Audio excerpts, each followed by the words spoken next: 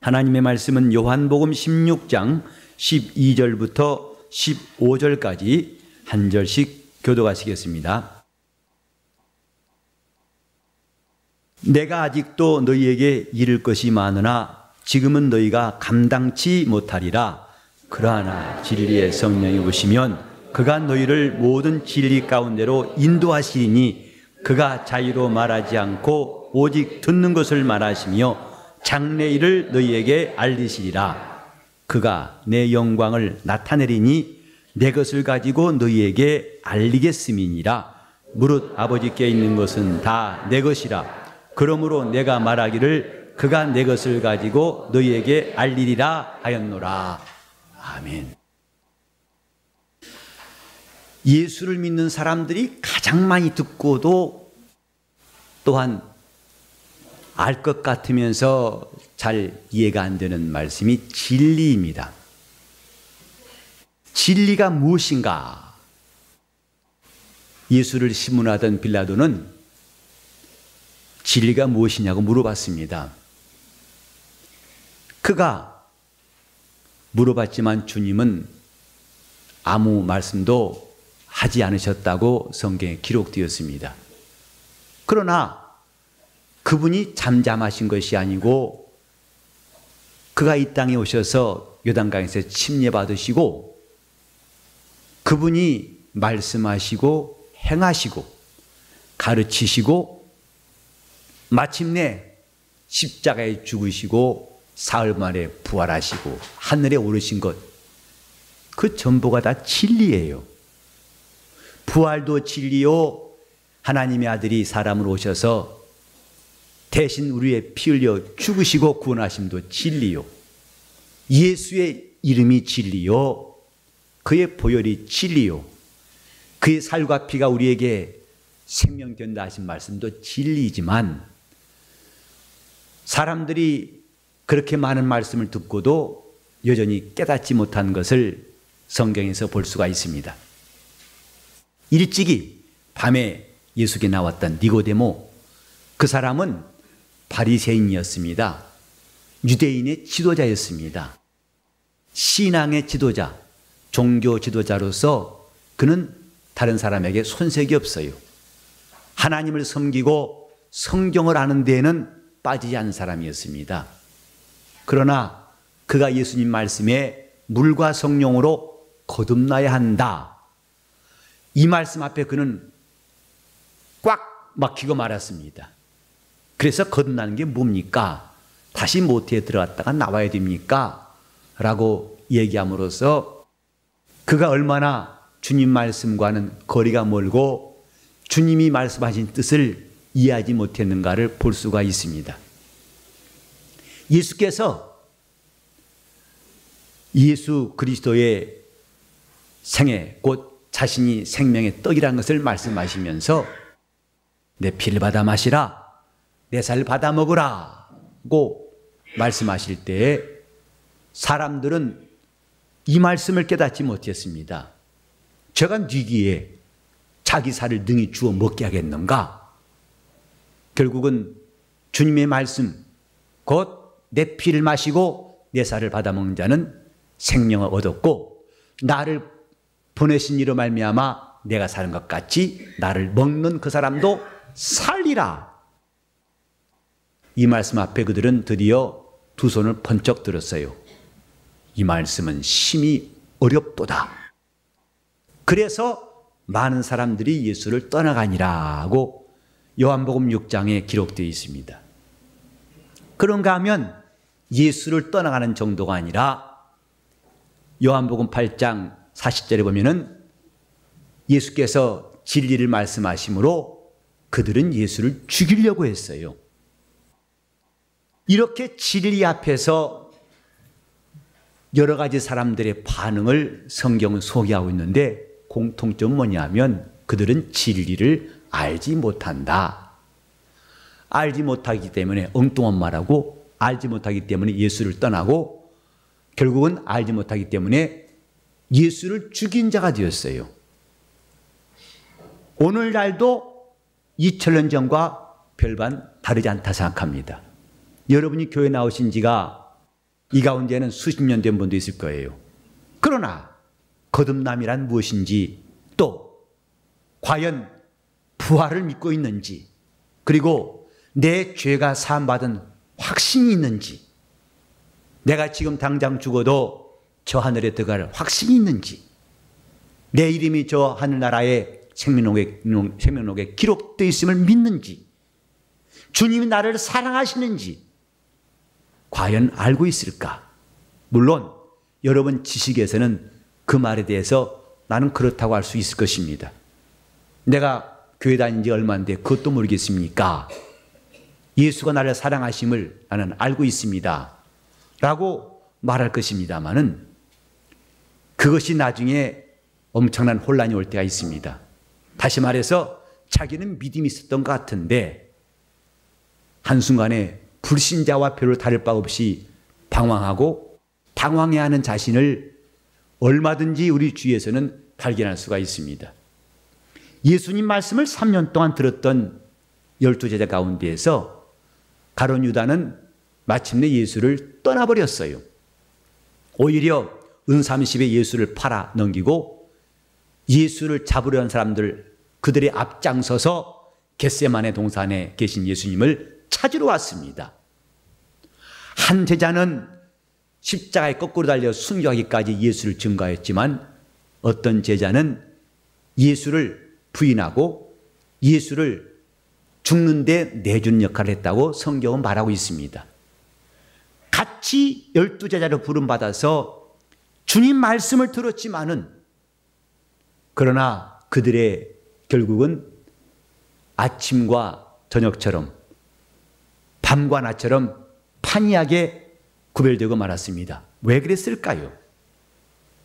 이미 예수께서도 요한복음 17장 11절 12절에도 내게 주신 아버지 이름으로 저희를 보존하사 저희를 거룩하게 하옵소서. 그러나 다는 아닙니다.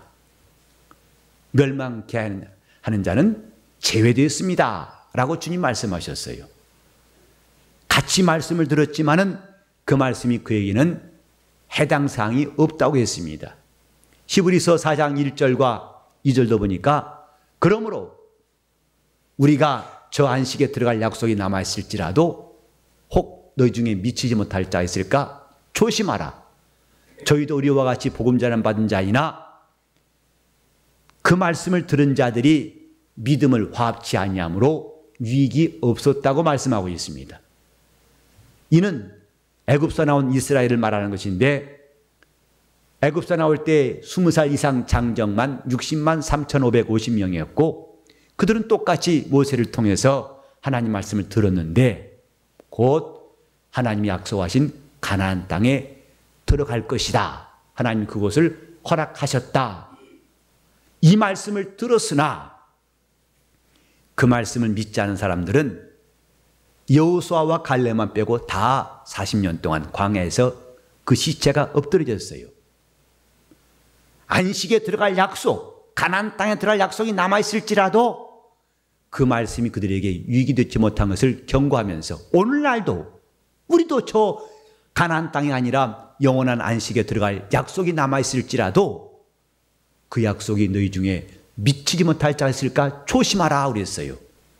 왜냐하면 그 말씀을 들었으나 거기에 믿음을 화합치 아니하면 자기에게 아무 소용이 없다 하시는 말씀입니다.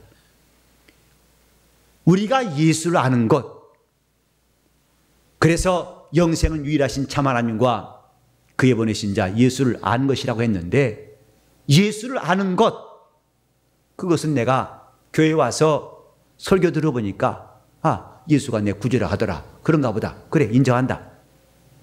이렇게 지식에 관한 것도 부정할 수 없습니다만 그것으로 다가 아닙니다. 하나님 말씀은 우리 지식도 깨달아야 되고 영혼도 그 말씀을 받은 자가 되어야만 하는 영적인 말씀이에요. 하나님을 안다는 것은 이미 주님께서 말씀하셨던 유일하신 참 하나님을 아는 것, 또 그의 보내신 자 예수 그리스도를 아는 것, 그 아는 것이란 원래 동사, 원문의 동사 뜻을 보면은 경험이라는 것을 포함한 지식을 말한 것입니다. 마리아가 가브리엘 천사의 방문을 받고 나는 사내를 알지 못합니다 할 때 그 안다는 것과 똑같은 동사예요. 마리아는 그때 남자를 본 적 없다는 말하는 것이 아닙니다. 남자를 경험한 적이 없다는 뜻입니다. 내가 내게 장가들어 영원히 살리라. 호세아 2장 19절부터 20절에 하나님 말씀하실 때 이제 내가 여호와를 알게 될 것이다. 그 안다는 말도 히브리어로 야다란 말인데 이것은 경험한다. 남편이 아내를 경험하고 아내가 남편을 경험하는 남은 전혀 알 수 없는 이런 신기한 경험을 말하는 것입니다.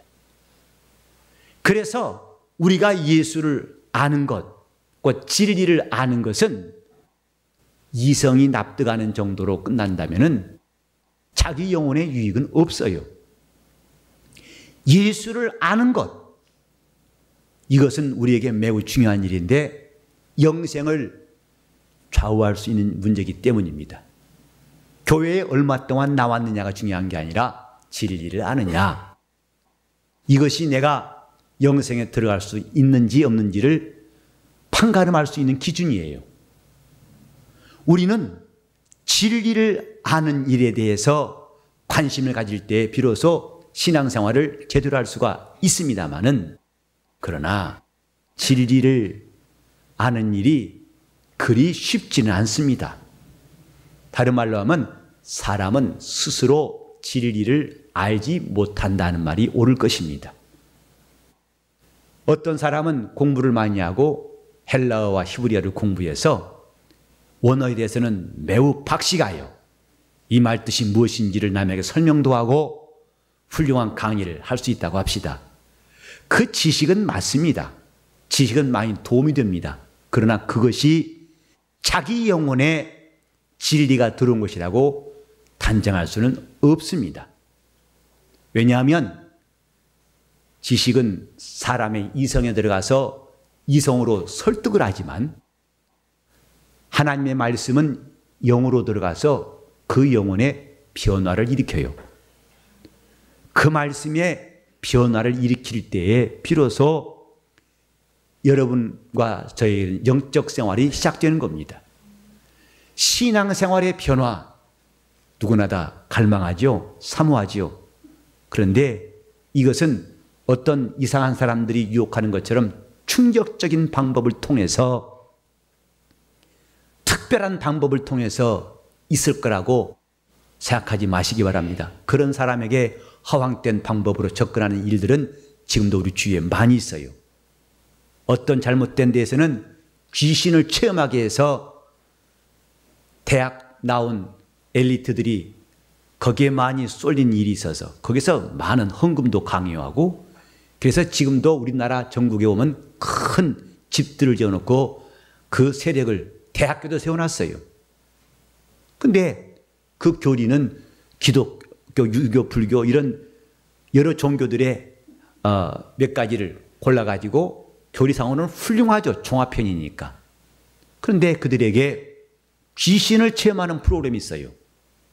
그러므로 며칠 동안 그 수련을 하는 동안에 자기도 몰랐던 조상이 나와가지고 소리치니까 깜짝 놀라는 겁니다. 그래서 이제는 그 교가 가르치는 데 맹종하게 되죠. 이런 충격적인 방법 때문에 이제는 거기에 매여가지고 못 나온 사람도 있어요. 여러분이 정신을 차려야 할 것은 우리가 진리를 아는 일에 소홀하게 되면 얼마든지 이런 유혹에 빠져서 다시는 해낼 수 없는 일도 있다는 사실입니다. 진리를 아는 길이 뭘까?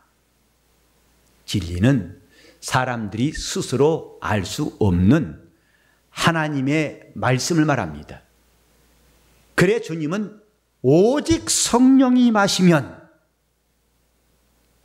오직 성령이 임하시면이라고 성령을 소개하시고 성령 받기를 우리에게 명하시고 성령이 임하시면 어떤 일이 있을 것이라는 것을 우리에게 자세히 말씀하였습니다. 오늘날 기독교회가 이런 영적인 진리를 알지 못하기 때문에 한편으로는 종교인이 되기도 하고 또 한편으로는 신비주의자가 되는 일들을 얼마든지 볼 수가 있습니다. 기독교인은 종교도 아니고 신비주의도 아닙니다. 물론 신비한 은사가 있고 신령한 은사가 있지만은 기독교는 신비주의가 아닙니다. 신비주의는 진리의 말씀을 초월해 버렸을 때 나타나는 현상이고 이 말씀을 무시하고 인간의 열심만 추구할 때 종교에 빠져버리게 되는 겁니다. 우리는 진리를 아는 일, 이것이 사람이 스스로 할 수 없다는 사실과 또 막연히 세월이 가면 될 거라는 희망 고문도 그만둬야 됩니다. 둘 다 맞지가 않습니다. 신앙생활은 세월이 해결할 수가 없습니다. 지금은 내가 모르지만 차차 교회 다니면 뭔가 알게 되겠지. 이 말은 맞지가 않습니다. 왠지 아십니까? 사람의 육체가 철난다고 여러분 생각하시는지요? 우리는 가끔 뉴스에 보면은 나이를 한참 드신 분이 엉뚱한 일에서 신문에 나서 이제 감옥 간 일들 보게 됩니다. 아니 이런 나이에 아직도 이렇게 해가지고 혀를 찹니다. 육체는 철나지 않습니다. 다만 나이 들어서 자기를 제어할 뿐이에요. 억제할 뿐이고 전에는 어렸을 땐 주체하지 못했지만 마음대로 그걸 내가 붙잡지 못했지만은 훈련을 통해서 노력을 통해서 자기를 제어한 것뿐입니다. 하지만 그 자물쇠가 풀리면 얼마든지 7, 80 넘어서도 엉뚱하고 황당한 일을 할 수가 있어요. 세월 지나도 철 안 난 사람 많지요. 하물며 영혼이 세월 지난다고 철나겠습니까? 세월 지난다고 영혼에 변화가 오겠습니까? 이건 엉터리입니다. 오직 성령께서 우리 믿는 자에게 임하셔서 일하실 때에 우리 영혼엔 변화가 있어요. 하나님이 나라가 세월 지난다고 언젠간 희미했던 나라가 환히 보이고 믿게 될 것이다. 천만의 말씀입니다. 신앙생활은 세월이 도와주지 않습니다. 세월 지나가면 된다는 희망 이제 그만 버리세요.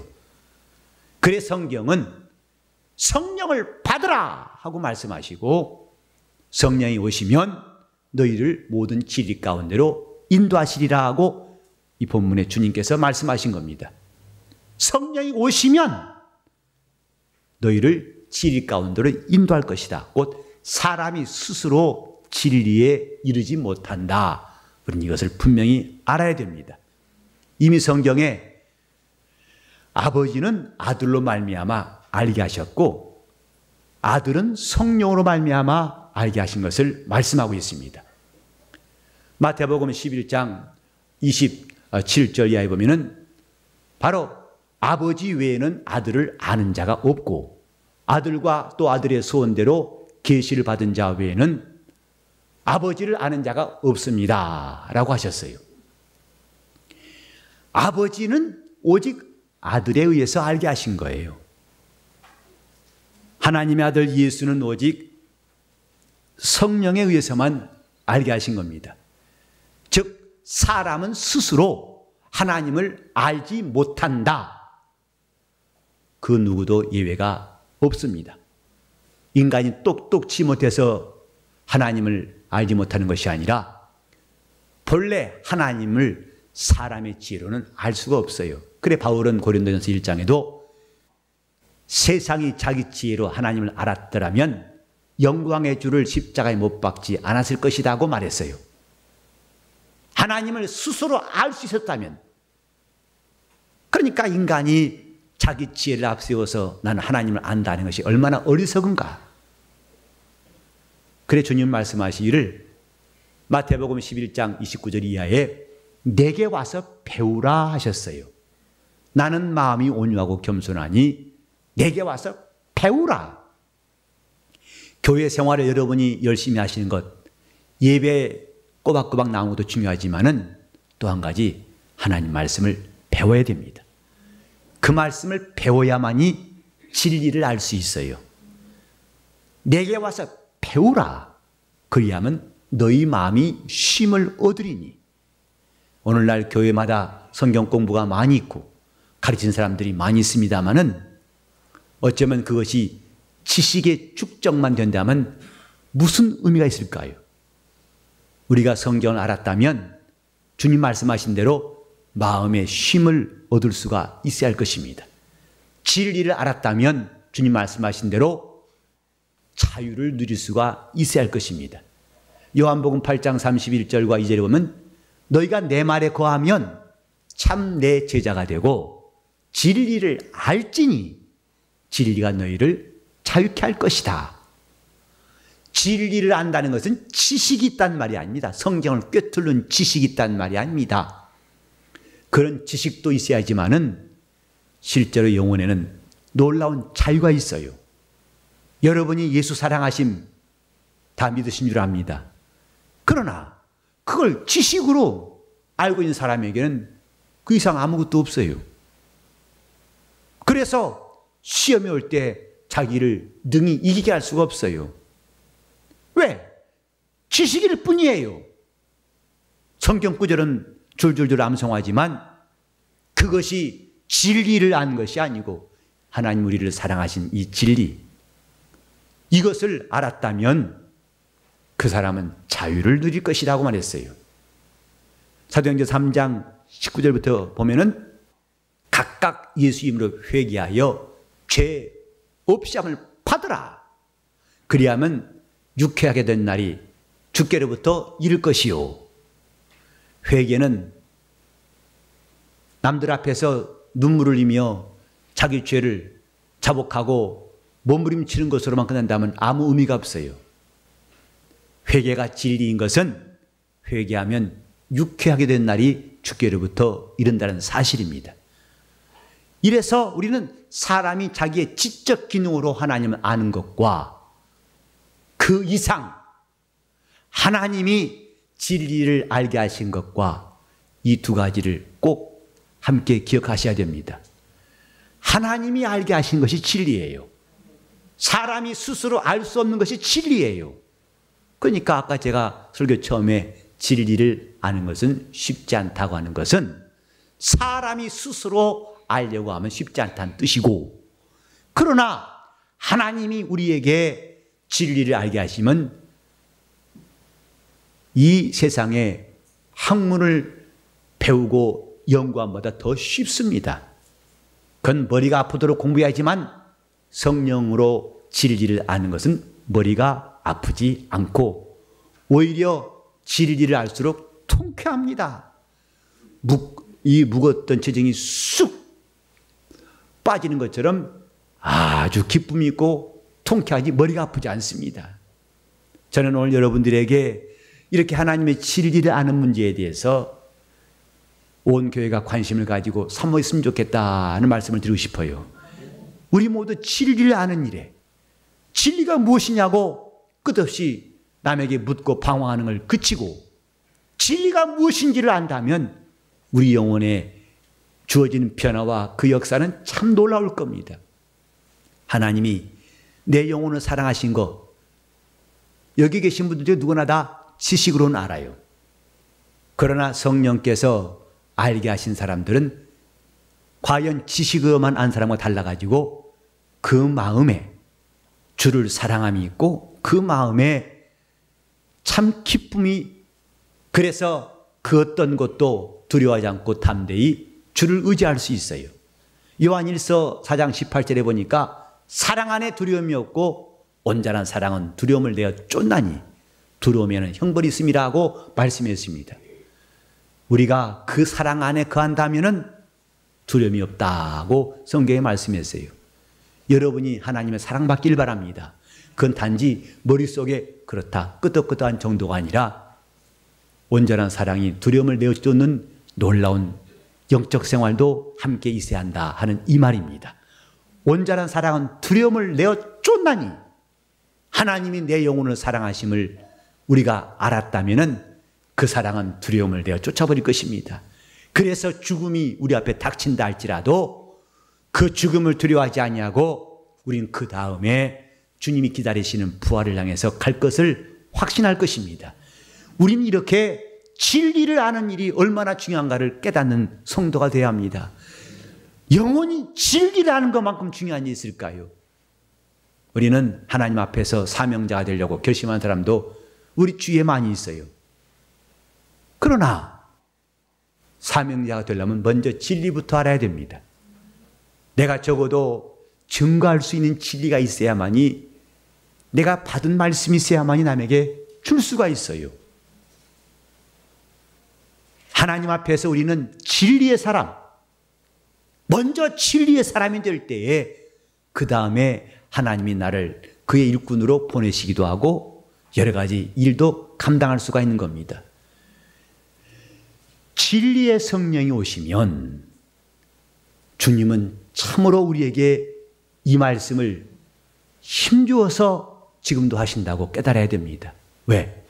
그렇다면 지금까지 안 되었던 일, 그렇게 인간들이 하나님을 안다고 하고 노력하다가 실패도 하고 좌절도 하고 다시 도전하고 이런 일들이 마감이 되고, 그때부터 우리 주님께서 진리를 가르치심으로 우리 영혼에 놀라운 자유가 있고 평안이 있고 은혜가 임할 것이기 때문인 것입니다. 자, 우리 한번 성령으로 진리를 알자. 시작. 성령으로 진리를 알자. 성령으로 진리를 아는 일이 얼마나 중요한 것인가에 대해서 우리는 거듭 강조해도 지나치지 않습니다. 성령으로 진리를 알자. 이런 구호는 말하기 쉽습니다마는 그 내용을 우리가 한 걸음 더 접근하는 것은 그리 쉽지 않습니다. 이건 아는 사람만 말할 수 있어요. 하나님이 우리에게 예수 그리스도를 보내시고 그 예수 그리스도가 구세주인 것을 우린 들었어요. 그러나 이 들은 것으로서 믿음을 유지할 수 있을까? 여러분이 성경 공부를 통해서 많은 지식을 얻었어요. 그것으로 믿음을 유지할 수 있을까? 그 지식이 어느 날 갑자기 회의가 오고 여러분 삶에 풍파가 올 때에 위태로운 일들을 과연 피할 수 있을까? 우리는 예수께서 부활하신 다음에 그분이 살아나신 다음에 이 소식을 가서 전해주니까 11제자가 들었다고 그랬어요. 그 다음에 주님은 거기서 멈추지 아니하고 그날 밤에 안식 구 첫날 부활하신 새벽에 부활하시고 그 밤에 제자들에게 나타나사 했어요.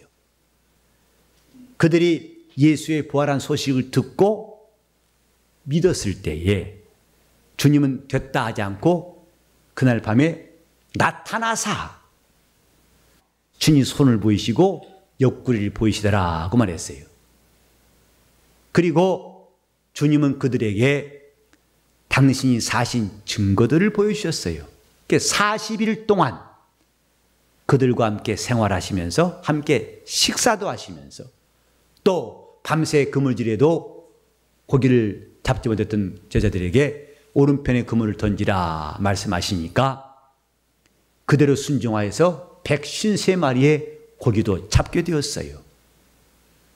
주님이 나타나신 것뿐만 아니라 나타나신 그분이 말씀하실 때에 이런 놀라운 역사가 있는 것도 체험하게 하셨어요.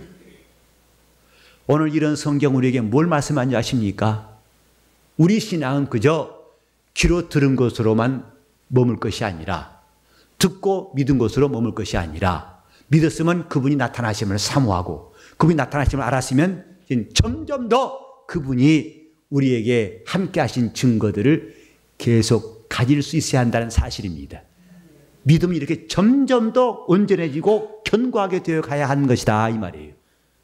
그러나 어떤 사람들은 처음에 믿을 때에 그 사실 하나 가지고서 가진 지식, 그때 가진 소식 가지고 수십 년을 견디다 보니까 나중엔 자기도 지탱할 힘이 없어요. 청년 때는 믿음이 좋았는데 가정을 이루고 자녀가 생겨나고 삶이 복잡해지니까 그때 가졌던 믿음으로는 도무지 세파를 이겨낼 힘이 없어가지고 그만 청년 때 믿음을 까먹는 사람도 우리 주위에 어렵지 않게 볼 수가 있어요. 믿음은 점점 믿음의 믿음을 더하도록 우리는 분명한 증거가 있어야 됩니다. 여러분, 진리라는 것 지식에 머물지 아니하고 성령에 의해서 진리 가운데로 그분이 인도하심으로 우리가 지식만 만족할 뿐만 아니라 영혼에도 진리가 무엇인지를 깨닫고서 확신할 수 있어야 한다는 말입니다. 하나님 살아계시다고 말할 때 다 아멘 하시겠죠?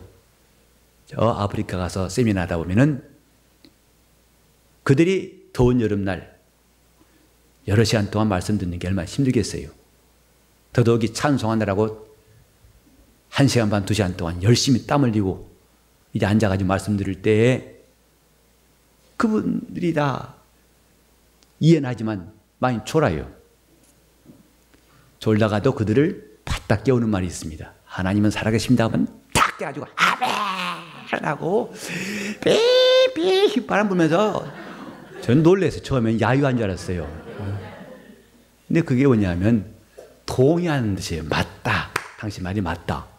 근데 이것은 졸다 깨도 아멘 할 수 있어요. 하나님 우리와 함께 하십니다. 그러면 함께 어떤 사람은 난 타잔이 온 줄 알았어요. 그 집회를 그 준비했던 그 목사님의 사모님인데 정말 여러분 상상이 갑니까? 사모님이 앞장서가지고 저는 놀래가지고 뭐 하는 거 했어요. 내가 한 말에 지지하는 거예요. 그러나 그렇게 지지했다고 믿으면 아닙니다. 졸다가 깨서 하나님 우리와 함께 하십니다. 아멘. 그래 그 다음 또 자요. 지식일 뿐이에요. 하나님이 살아계심을 안다면 그 진리를 알았다면 그는 잠자지 않을 것입니다. 우리는 지금 스스로가 진리에 대해서 이방인인지 아니면 진리 아닌 사람인지를 분간할 수 있도록 해야 됩니다. 제가 요즘에 한 그 글을 읽었는데 충격적인 말이 뭐냐면 한국 교회에서 행하는 방언은 100% 거짓말이다, 거짓이다 하는 그렇게 주장한 사람이 한국에서 상당히 성경 공부를 통해 이름난 목사님이에요. 100% 방언은 거짓말이라는 거죠. 그래서 오늘날 교회에서 이런 미혹이 없어야 한다고.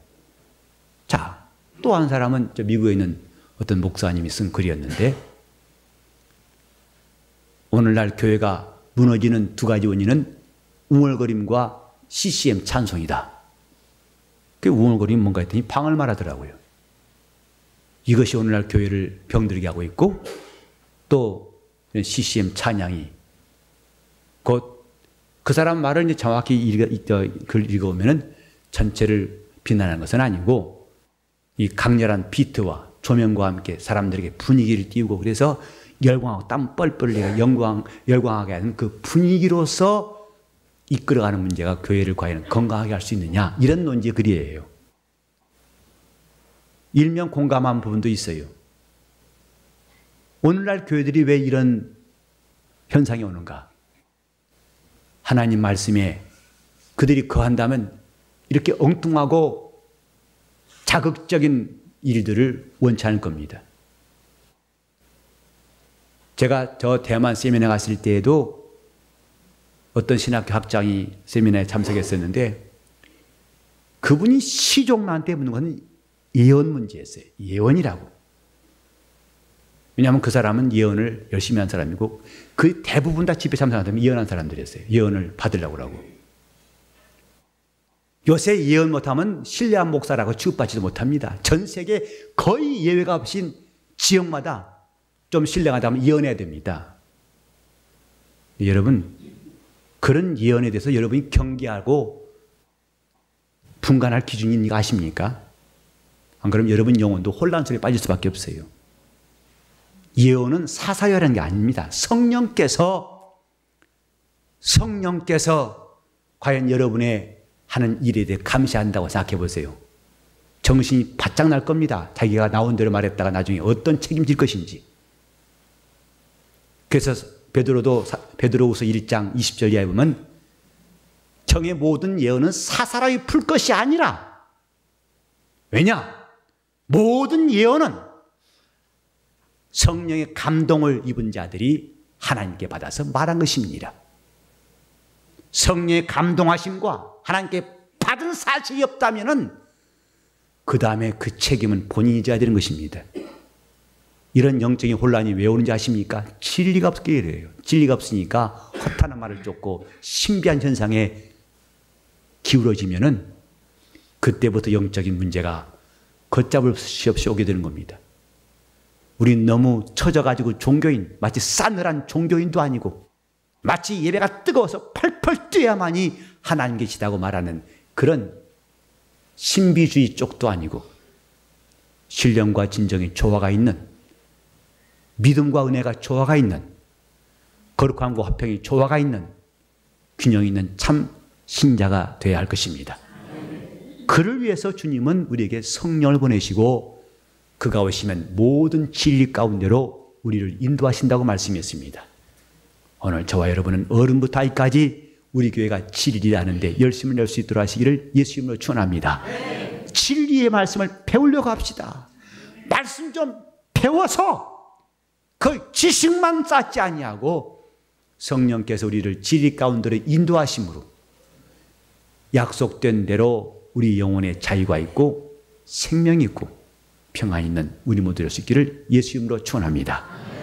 하나님이 내 영혼에 성령을 보내신 이유를 기억해야 됩니다. 다 같이 합시다. 진리의 성령이 오시면 그가 너희를 모든 진리 가운데로 인도하실 것이요. 오늘 이 말씀이 우리에게 임할 수 있도록 내가 일생 동안 성령의 감동이 되어서 진리를 알게 도와달라고, 그건 지식적인 만족뿐만 아니라 우리 영혼의 놀라운 변화와 체험도 함께 동반하고 있는 진리 아는 일에 우리 모두 힘쓸 수 있도록 다 잡수면서 통성으로 기도하시겠습니다. 하나님 아버지, 우리가 진리의 사람이 되게 하시고 주셔서, 하나님 아버지, 우리가 세상 지식도 많아야겠지만은 우리 영혼을 살리는 진리가 우리 안에 들어오게 도와 주시옵소서. 수십 년 동안 예수 믿었지만 진리가 무엇인지, 진리를 알고 진리로 자유한 경험이 아직도 없는 사람이 우리 가운데는 한 사람도 없도록 인도하여 주시옵소서. 주님, 내 스스로가 지혜를 신뢰해서 스스로 하나님을 알 수 있다는 그런 생각도 버리게 도와 주시고, 세월이 지나면 되겠지라는 안일한 마음도 버리게 도와 주시옵시고, 우리 주님이 말씀하신 대로 나는 마음이 온유하고 겸손하니 내게 와서 배우라, 내게 배우라, 그리하면 내 마음이 쉼을 얻으리라 하신 이 약속이 우리에게 이루어지게 도와주시고, 우리 영혼이 진리를 알고 참 자유를 누릴 수 있도록 도와주옵소서. 이를 위하여 우리 모두가 다 주 앞에서 어린아이가 되게 하여 주시옵소서. 또 주의 말씀을 항상 사모하게 도와주시옵시고, 또한 성령께 순종하되 길이 나게 도와주시옵소서. 예수 이름 받들어 기도 올리옵나이다. 아멘.